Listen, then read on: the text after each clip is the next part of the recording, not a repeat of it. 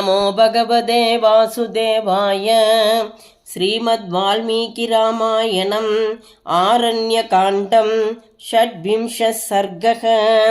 दूषणादिवधः।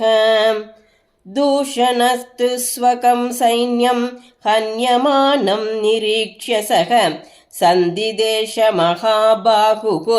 भीमवेगान् दुरासदान् राक्षसान् पञ्चसहस्रान् समरेष्वनिवर्तिनः ते शूलैः पट्टिशैः खड्गैः शिलावर्षैर्द्रुमैरपि शरवर्षैरविच्छिन्नं ववृषुस्तं समन्ततः सद्रुमाणां शिलानां च वर्षं प्राणहरं महत् प्रतिजग्राह धर्मात्मा राघवस्तीक्ष्णसायकैः प्रतिगृह्य च तद्वर्षं निमीलित इवर्षभः रामक्रोधं परं भेजे वदार्थं सर्वरक्षसां ततः क्रोधसमाविष्टः प्रदीप्त इव पावकः शरैरवाकिरत्सैन्यं सर्वदा सह दूषणं ततः सेनापति क्रुद्धः दूषणः शत्रुदूषणः शरैरशनिकल्पैस्तं राघवं समवाकिरन् ततो रामः सुसंक्रुद्धः शूरेणास्य महद्धनुः सिच्छेद समरे वीरः चतुर्भिश्चतुरोहयान् हत्वा शाश्वान् शरैस्तीक्ष्णैः अर्धचन्द्रेण सारथेः शिरोजहार तद्रक्षः त्रिभिर्विव्याधवक्षसि सचिन्नदन्वा विरतः हताश्वो हतसारथिः जग्राह गिरिशृङ्गाभं परिगं रोमहर्षणं वेष्टितं काञ्चनैः पट्टैः देवसैन्यप्रमर्दनम् आयसैः शङ्कुभिस्तीक्ष्णैः कीर्णं परवसोक्षितं वज्राशनिसमस्पर्शं परगोपुरधारणं त्रासनं सर्वभूतानां काञ्चनाङ्गदभूषणं तं महोरकशङ्काशं प्रगृह्य परिगं रणे दूषणोऽभ्यद्रवत् रामं क्रूरकर्मा निशाचरः तस्याभिपतमानस्य दूषणस्य स राघवः द्वाभ्यां शराभ्यां सिच्छेद सहस्ताभरणौ भुजं भ्रष्टस्तस्य महाकायः पपादरणमूर्धनि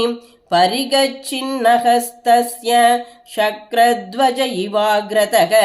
सकराभ्यां विकीर्णाभ्यां पपादभुवि दूषणः विषाणाभ्यां विशीर्णाभ्यां मनस्वीव महागजः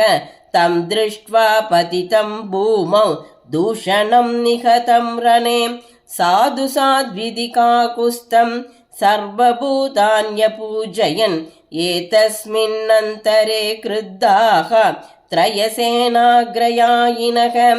संहत्याभ्यद्रवन् रामं मृत्युपाशावपाशिताः महाकपालस्थूलाक्षः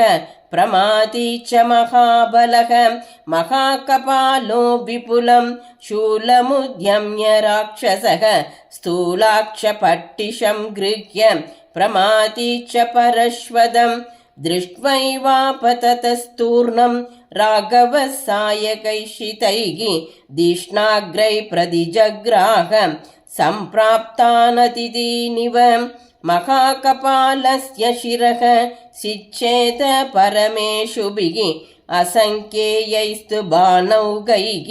प्रममाद प्रमादिनं सपपादहतो भूमं विटपीव महाद्रुमः स्थूलक्षक्ष्याक्षिणी तीक्ष्णैः पूरयामास सायकैः दूषणस्यानुगान् पञ्च साहस्रान् कुपितक्षणान् बाणौकैः पञ्चसाहस्रैः अनयद्यमसाधनं दूषणं निहतं दृष्ट्वा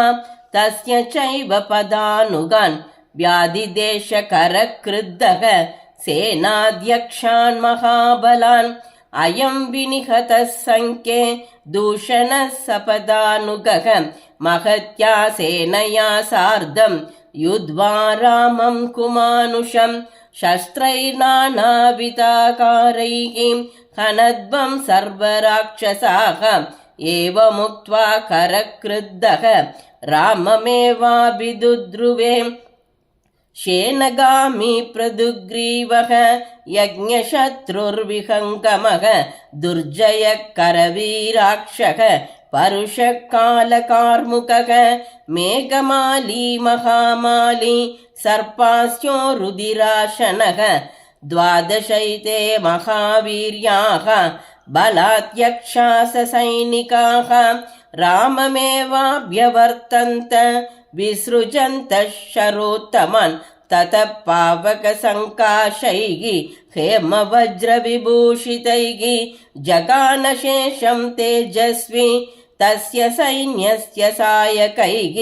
ते रुक्मपुङ्काभिषिकाः सधूमा इव पावकाः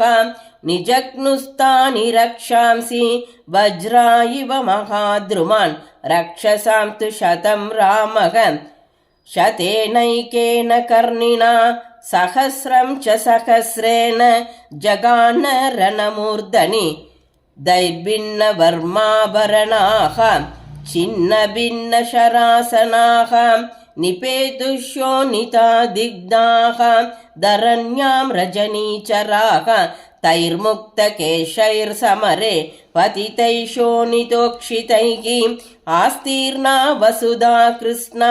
महावेदी कुशैरिव क्षणेन तु महाघोरं वनं निहतराक्षसं बभूव निरयप्रख्यं मांसशोणितकर्दमं 14,000 रक्षसां भीमकर्मणां हतान्येकेन रामेण मानुषेण पदातिना तस्य सैन्यस्य सर्वस्य करशेषो महारथः राक्षसत्रिशिराश्चैव रामश्च रिपुसूदनः शेषा हता महासत्त्वाः राक्षसारणमूर्धनि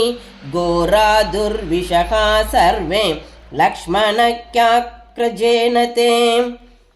ततस्तु तद्भीमबलं महाहवे समीक्ष्य रामेण हतं बलीयसा रथेन रामं महता करस्तदा समाससादेन्द्र इवोद्यदाशनिः इत्यार्षे श्रीमद् रामायणे वाल्मीकिये आदिकाव्ये 24 संहितायाम् आरण्यकाण्डे दूषणादिवतो नाम 26 सर्गः। श्रीदाशरथाय विद्महे सीतावल्लभाय धीमहि तन्नो राम प्रचोदयात्। जानकीकान्तस्मरणं जय जय राम राम।